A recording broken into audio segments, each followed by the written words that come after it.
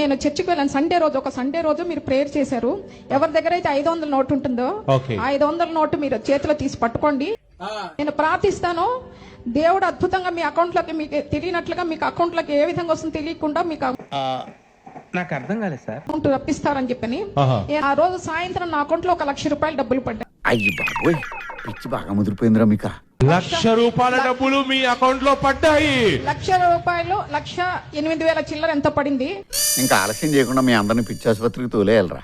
రూపాయల యొక్క నోటు, ఈ నోట్ నేను అభిషేకించాను. ఆ రోజు సాయంత్రమే అద్భుతంగా అమౌంట్ వచ్చింది. అద్భుతం. పొట్టకాయ వస్తుందండి, ఎన్ని మాట్లాడాలని నమ్మకన్నాను.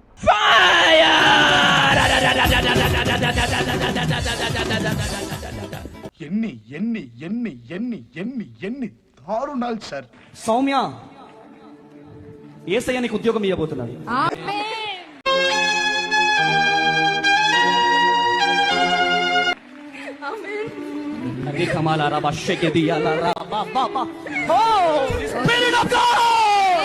ఎర్రి పూపులంతా ఒక్క ఈ చోటే చేరారేలా.